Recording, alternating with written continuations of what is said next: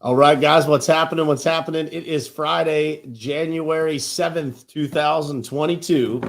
And this morning, we're going to talk a little bit about stability. We're going to talk about how just a steady hand, man, is such an advantage in this world. The ability to stay calm under pressure, the ability to wade through troubled waters. How your ability to do that and to keep everybody around you calm when doing that is such an important trait to have when it comes to business or leadership or personal challenges, family interactions, all of that type of stuff. A steady hand goes a long way. And that's what we're going to talk about this morning. Let's get started. It is ultimately important for you to look at your goals, truly what you want to do in your life, and then look at the people who you spend the most time with in your life and figure out if that lines up.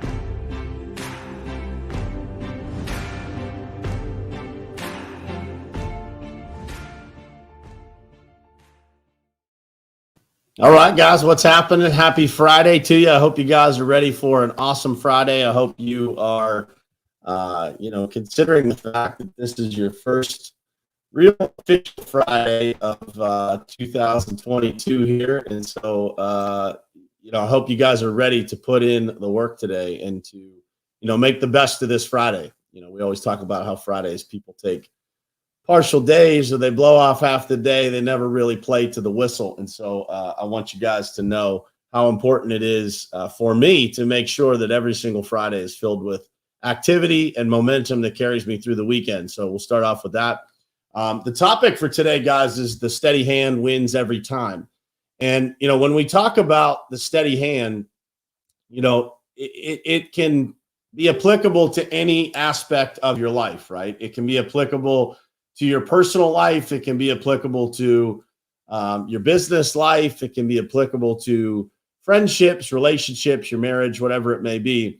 It is so important for us to recognize that, first and foremost, people are naturally attracted to what I refer to as the steady hand. You could also describe it as somebody that is just has a high emotional IQ that's able to, really stay calm under pressure. I've got a picture in my office here that says smooth seas never made a skilled sailor. And so many times what you find is those people that are able to stay calm under pressure, those people that you look at as having a steady hand, those people learned that. It wasn't a naturally gifted trait. It was, a lot of the troubles that you go through, a lot of the adversity that you face, how you respond to that matters. And, I want you guys to consider that, how do you currently respond to adversity? How do you behave when you get put under pressure? And that is a real indicator, right, of, your emotional IQ as it stands today. Now, the good news is even if you are a charged up emotional person, a very reactive person, somebody that has a lot of high ups and low downs when it comes to responding to things like this, that can be learned. It can be taught. It can be acquired through reading, through knowledge, through seeking things out, through going through adversity. In my life, I feel like, I've really put a lot of time into this. I am a lot better today than I have been in the past. I'm far from perfect when it comes to how I respond to things, but I'm a lot better than I used to be. A lot of people look at me as a pretty steady hand in a lot of scenarios because of my ability to work well under pressure and to see beyond just what's kind of in front of me here. So that's what we're going to unpack at a couple different angles this morning. I want to take a minute and say good morning to everybody first. Mr. Daniel Good, good morning to you, brother. Ed, good morning. Scott Rhodes, good morning. Mr. Tony Grout, happy Friday to you, brother. Tammy Clark, my girl from the West Coast, up and at 'em early this morning. Good morning to you. Sharif, good morning. Rick, Christina, Trisha, Curtis, Gary, Chris Filippelli, Keith Calloway Jr., let's see. Ryan, good morning. Bill Schomburg, good morning to you. And David Martin, good morning to you guys. And thank you guys for being here. The example that I want to use, guys, is there's a lot of, there's a lot of examples of this out there. But imagine, you see somebody who is really emotionally charged on a regular basis, right? They're always super motivated. They always seem like they're on top of it. But at times also, you might see that person, kind of fall into a dip in their life, right? You might see them go through something and they really take it hard. And so there's a lot of those people in the world, and there's nothing wrong with those people, but I'm gonna point out to you the difference, the contrast between that and the steady hand, and why the steady hand tends to win every single time. The reason for that is people that have extreme highs also tend to experience extreme lows, and so it's a roller coaster ride of a life. It's a roller coaster ride if you're working for or with somebody that's like that, versus the person that really doesn't experience too great of highs. They might celebrate their victories, but they don't go crazy doing so, and they also don't take those moments of adversity. They don't take those too serious either, right? I was just having a conversation with somebody this morning, and I said, it's never as good or as bad as it seems, right? As long as you can stay kind of in the middle, that emotional IQ standing strong, you can make it through any scenario. And so for me, I always look at those folks that really get emotionally charged. They always have to be extremely motivated to be able to make progress. That's a risky place to be, right? I've been that person, in my 20s and early 30s. I was probably that person that was more driven by emotion, driven by the motivation, the real charge behind making changes, versus now, in my older age here, I've just become a lot more strategic, looking at things a lot more long-term, seeing things down the road as opposed to what's just right in front of me and kind of responding to that. I'm looking to build long-term. So I don't take every instance of adversity that serious anymore. Obviously, we deal with all of them, but I don't take it as serious as I used to, because I realize that no matter what happens, everything's going to be okay. It's all in how we deal with it, right? And how we deal with it says a lot about us. I often say, you'll hear me say this a lot, that it's easy to stand by your values. It's easy to be steady when things are good.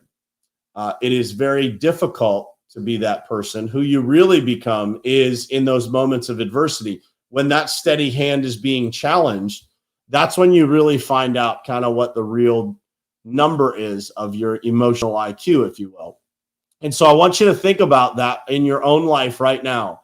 What does that look like? How do you currently respond to scenarios?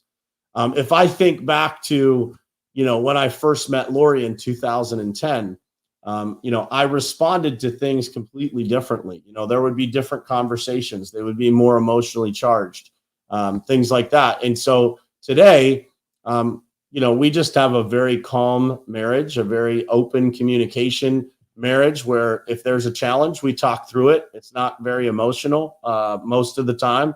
There's not a lot of disagreements that we have, because of our ability to work through things without getting emotionally charged about it. Just both kind of being a steady hand, trying to be people that listen first, right?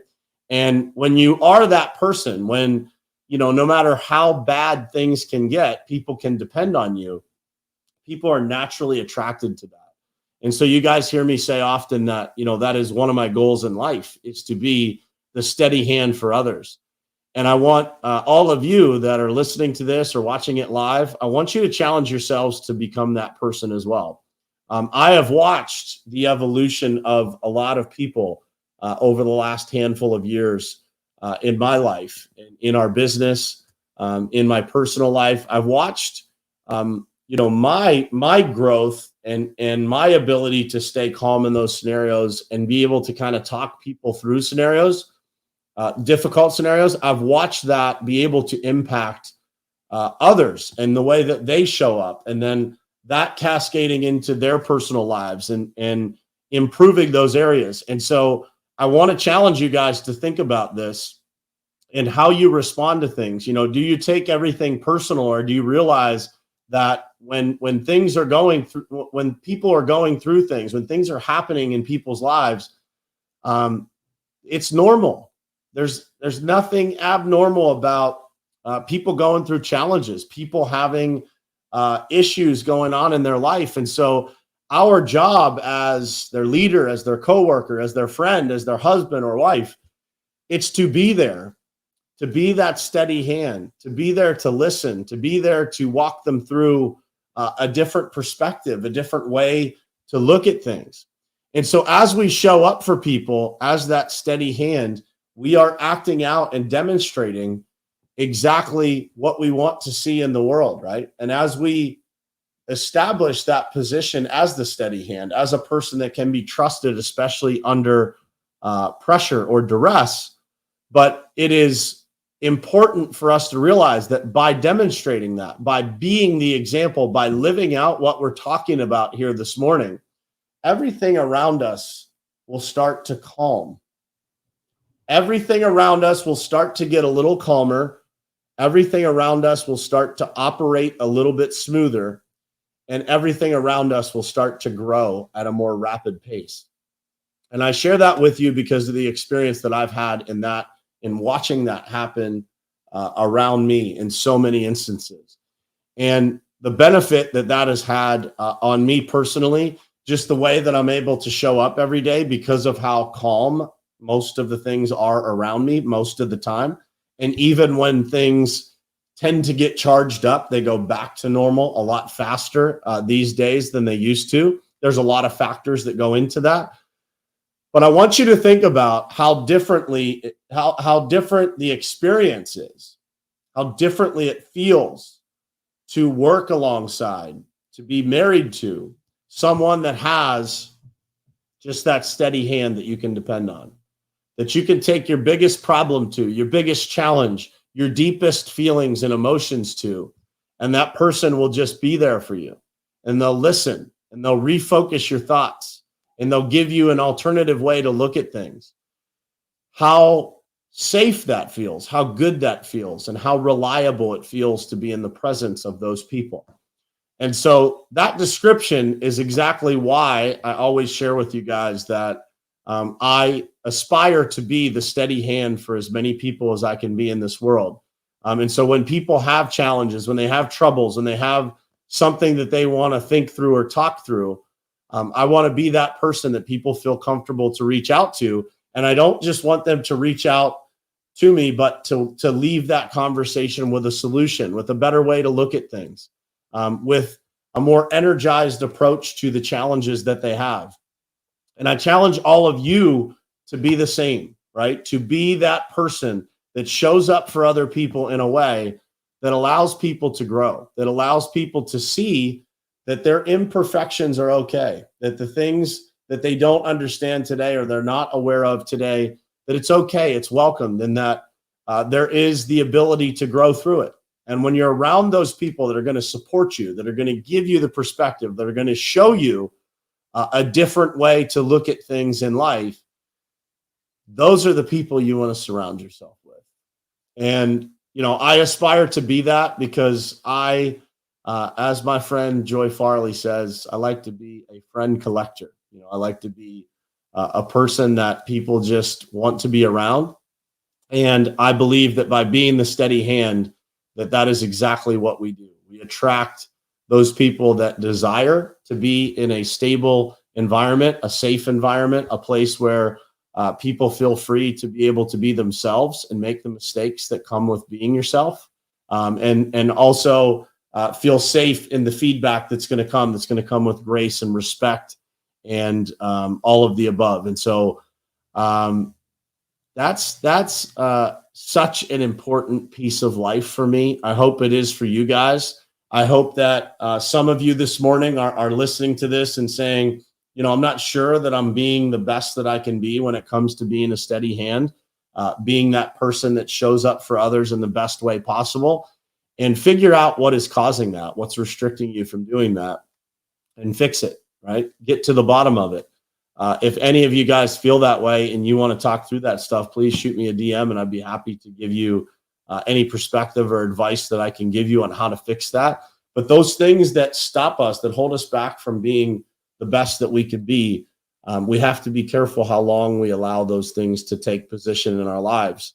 And many times I see those things being the block of someone being 98% confident versus 100% confident. And that 2% is really what's holding back the greatness in their lives, right? That little bit of insecurity that's left, that little bit of uncertainty that's left when we're not able to be the steady hand for others, is what holds us back from being the very best version of ourselves. And so I challenge you guys to think about that in your own lives. Think about your own emotional IQ. What does it look like?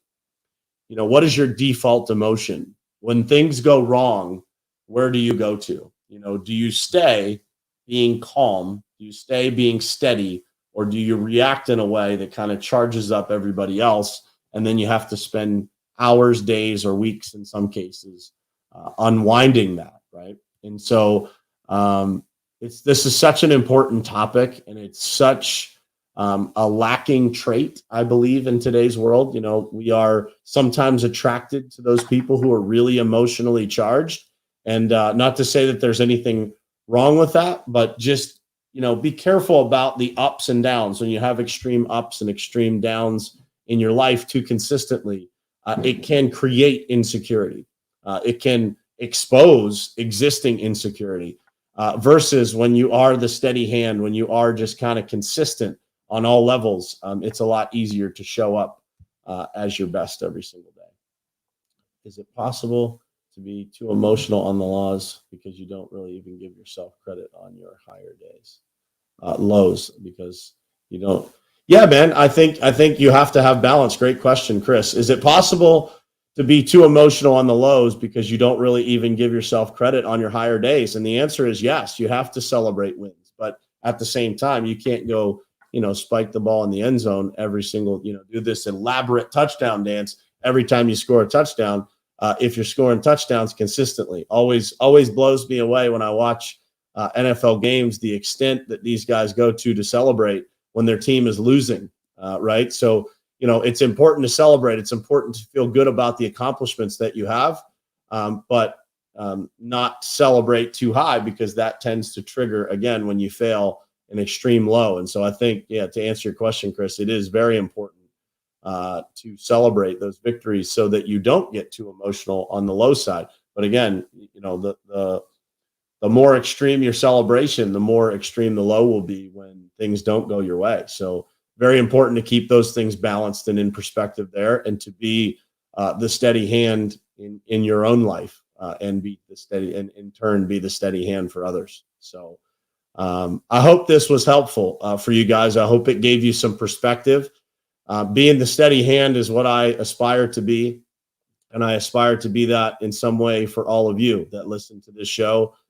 If you find it to be valuable, if you think this message could touch some people in your life, there's somebody that needs to hear this, please share it out to your pages. If you're listening on the podcast, click that copy episode link and send it out to some people. You can send it via text, via DM, on Instagram, anywhere. I enjoy seeing the tags. I just got tagged this morning that someone was listening to yesterday's episode. And so I appreciate those tags and shares, and growing the audience of this show. It continues to grow exponentially week over week and month over month. So I appreciate the support, and thanks for showing up here every single morning, guys. It is Friday. So as we always say on this show, go out like a lion, don't go out like a mouse, man. Play to the whistle today. It is your first Friday in 2022. I hope you guys make the very best of it. I know I will. I love you guys. Thank you guys for being here this morning. And I will see you again Monday morning, same place, same time, right here on Morning Perspective. Love you guys.